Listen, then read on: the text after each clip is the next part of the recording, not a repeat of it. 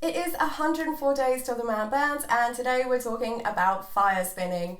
Because Burning Man is one of the most fun places for fire spinners. But, it comes with its own unique set of challenges. Most people's living spaces are made out of flammable materials, so it would be remarkably easy to burn down, huge areas. Then there's the fact that medical care is, less than what it would be in the real world, and proper medical attention is quite far away and much more difficult to get to. If you've been reading up on Burning Man, you've probably seen the safety third thing, and with fire spinning, it's safety first. It should always be safety first with fire spinning. You want to make sure that you are not a danger to yourself and you are not a danger to the people around you or the things around you or the playground as well. So really be safety conscious before you decide to light any of your toys on fire and start spinning them. Make sure you are not spinning anywhere near living spaces or theme camps, nowhere that is too close to tents where there is a potential that you could set them on fire. And bear in mind that when you're fire spinning, there is the potential that your poi that is lit on fire might disattach itself and go flying off towards, tents or theme camps or something. So be really aware of where you are located and that you are not going to set anything on fire by mistake. People will not be happy with you if you set their tents on fire. You'll also want to have a safety person with you and someone that you have really informed about their duties and what they need to do to make sure that everything is being done safely. I'm sure all fire spinners are guilty of, skipping a few of these, not having all of the safety gear they need, not having a safety person ready to watch them instead of filming them on their mobile phone. But Burning Man is the kind of place you kind of want to pay a bit more attention to things like that. So make sure that your safety person really knows everything that's in your kit, all of the safety equipment that they might need to use. And remember that it's a very noisy environment. When you're spinning fire, the sound that the fire makes is very noisy anyway. It's very difficult to hear everything. But then if you have lots of people around you making noise, if your fire safety person is trying to yell at you hey, your costume's just caught fire, it's going to be very difficult for you to hear that. So what you can do is give your fire safety person some glow sticks or something that lights up that they can wave around at you, and a whistle or some very identifiable noise that you're going to be able to hear over everything and know that there's a problem. And make sure all of your safety gear is out of the bag and ready to be grabbed and used. It's no good having, fire blankets or extinguishers or wet towels if they're all the way at the bottom of your bag, and when your safety person needs to get them, they're trying to root through everything to find it. You need to be very careful about the player ground. You cannot get fire on it, you cannot get fuel on it. Either of those things are going to damage the ground, and you could end up getting a fine for it. Spin-off is a problem because it's just flicking fuel onto the ground, so you will need to have, spin-off buckets or some kind of solution for spin-off that doesn't involve anything ending up on the ground, and make sure that you have practiced with it beforehand so you really know how to use it and you know that it's not going to result in stuff that shouldn't be on the ground getting on the ground. Whatever fuel you're using, make sure you keep it in the original container so it's very obvious that this is not water, it's not something that can be drunk, it's not something that can be tipped on a fire to extinguish it. Read the instructions, make sure that you are storing it in a suitable way, out of direct sunlight, not next to anything that's going to be on fire, not near to your water supply. Just make sure you're storing it sensibly so that no accidents are going to happen with it. Because of the whole not getting fuel on the player, you will want to put something under your dipping station so that when you lift your toys out, they're not going to drip directly onto the player. And be aware that whatever you are putting underneath it potentially will end up with fuel on it, which will make it more flammable. So you want to be a little bit careful with it. If you're using a blanket, make sure that there's no way that blanket is going to get mixed up with your fire blanket, because you do not want someone trying to put out your costume with a blanket covered in fuel. Check your gear every single time before you spin. And I don't mean before a spinning session, I mean every time before you light them up. The wicks are far more likely to come loose from spinning them than from just sitting stationary, waiting to be used. And I have experienced poi heads coming off mid-spin. It can be quite a dangerous situation, especially if there is a crowd or something and that goes flying off into the crowd.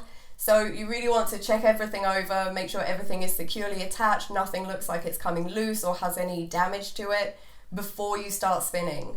And obviously fire toys are hot once you have just spun them, so you'll want to give them enough time to cool down properly so that you can check everything over and, fix anything if it needs fixing.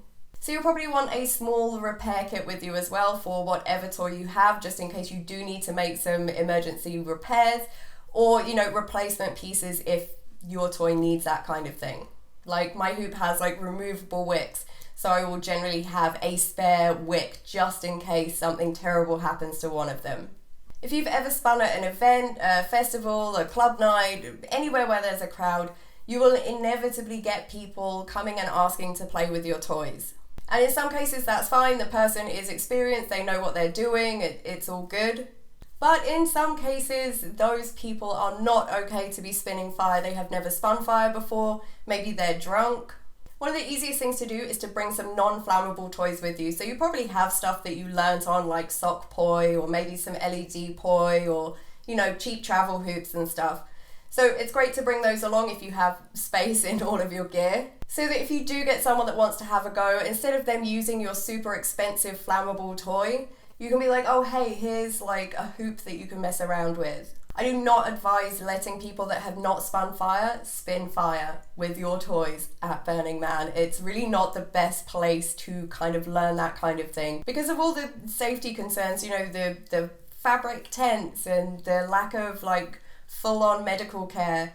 And the fact that it can just be a bit of an overwhelming environment because, maybe a crowd has gathered or something. And let's face it, fire toys are not cheap. You probably don't want to be giving your expensive prized toy to someone that's going to spend the next half an hour just smashing it into the ground. That's why there are these kind of trainer toys that you can play with because they are much cheaper and they're sock poi are more designed for taking a beating than your proper fire spinning poi. Beware as well because people will lie to you. I have had people ask to spin fire with my toys and they have told me, I'm really good. I'm super advanced. I've been doing it for ages. And so you're like, sure, have fun, go ahead. And then you discover that that person has probably never spun anything in their life and they are now just being a massive danger to everyone around them. And the worst thing is, they don't even really know how to stop. They now have this flaming thing that they're just flailing around and they don't really know how to stop so that you can take it off them. That's why it's also good to have some non-flammable toys with you so you can be like, oh cool, show me some tricks on these non-flammable ones so that I can see that you actually do know what you're doing and you're not going to put everyone in danger. So you might have someone that has spun before that has never spun fire and really wants to give it a go. And in those situations, it's really down to you whether or not you're going to let them do that. Because I always feel kind of responsible if I'm letting someone use my toys and saying, yeah, okay, sure, set them on fire and have fun. I feel kind of responsible for them. I worry that they'll hurt themselves and it will be kind of my fault because if I didn't give them those toys, that wouldn't have happened. So if you are in that situation, what I will normally do is I will light my fire toys and spin with them until kind of the last minute where it's not so intense, the fire has started to go down a bit, and they've only got about a minute of spinning left. And then, it's just not going to be too intense for that person. They're not going to have the big whooshing fire sounds and fire spinning around them. They're going to have, a smaller fire, it's not as noisy, it's not as intimidating, and they've only got to make it through about a minute. This is extra important if you have really long burning toys because, if they've only got 1 minute to spin, even if they do start to freak out, they're probably going to make it through that minute. If your toy burns for 7 minutes, that's quite a long time for someone to be with fire if they do start getting a bit freaked out by it. If you're quite new to fire spinning yourself, you might kind of have some of the nerves going on. Then it's best to get some practice kind of further out where you are not going to attract a crowd. Obviously still make sure you've got your safety person with you and, spin safely. But if you're nervous, it's just going to be easier to kind of have a bit of a practice with fire in this new environment before you start doing it in places where a crowd's going to gather, where it's going to really amp up your nerves. And, sometimes when there's a crowd, you feel a little bit more pressure to do some of the more difficult moves or moves you haven't mastered 100%. If you're just spinning and there's not a huge crowd, you're going to be much more likely to kind of spin for fun than spin for performance. And then, if you're feeling good, you've kind of squashed those nerves a bit, spin wherever you please as long as it's somewhere safe. Make sure you only spin when you are sober. I know that spinning is fun, fire spinning is a lot of fun, and when you've had a drink or two, it can seem like a really fun idea, but no, it's best not to do that. The chances of having an accident, of injuring yourself, of just not really paying as much attention as you could to everything going on around you to make sure that everything is safe and okay. You know, when you've been drinking, it's just going to be much harder to pay attention to all that. So yeah, sober only, guys. I mean, that is pretty much a fire spinning rule in general, but you know, I'm sure a lot of fire spinners have broken it. If you're a fire spinner, you should know this already, but do not spin near your fuel because, you know, it's flammable. But you'll also want to pay attention to the distance of people around you. Because, you know, you're a fire spinner, you know the safe distance to be, but many people that are watching you, they're not going to be quite as aware of how far they should really be away from you to avoid injury. And for you to do all the tricks you want to do without risking coming too close to people. Your safety person can kind of deal with it, but ideally you want your safety person to be keeping an eye on you, not trying to tell some drunk person that they need to get back and getting into a big argument about it because that drunk person thinks they're fine. So the easiest thing to do if you feel like people are getting too close and you're feeling a bit uncomfortable and like things are getting a bit dangerous is to stop and tell those people that they need to move back. It's going to be far more effective than your safety person doing it because you're saying like, I'm just going to stand here with this flaming toy and do nothing interesting unless you move back to a distance that I feel safe with. And keep an eye out for runners. Some people will just feel this overwhelming need to come and tell you something like, wow, that's so cool when you're spinning fire, but they will feel the need to approach you and get ridiculously close to you to tell you that. So keep your eye out for anyone approaching you. Hopefully your safety person is going to give you a heads up by blowing their whistle and waving lights around so that you know that there's a potential situation going on. And again, you know, just stop what you're doing and politely tell that person like, oh, thanks, but can you move back because you're way too close, it's dangerous. Never be worried to stop. Even if there's a huge crowd and everyone's cheering and stuff, if something feels wrong, if your toy is feeling like it's acting a bit weird, if you suddenly feel like you're in some kind of danger, there's a risk that something is going to happen. If you're just not feeling good, you suddenly feel really uncomfortable and nervous, stop what you're doing. It's way better to just stop if you feel like something is off than to wait and see what that thing is, because that thing could be, you know, one of your wicks going flying off into the distance while it's on fire. Or you ending up not landing a trick and ending up catching your costume on fire or just giving yourself small burns. And even though there's all this rule about, you know, not putting your fire toys on the ground when they're on fire because it's going to burn the ground, or not getting fuel on the ground. By the way, you should have a station set up for putting your fire toys down when they're hot, or being able to put them out like a fire blanket or something. But if it's a choice between like your safety or the people around you's safety and putting a fire toy on the ground while it's alight, I would choose putting a fire toy on the ground.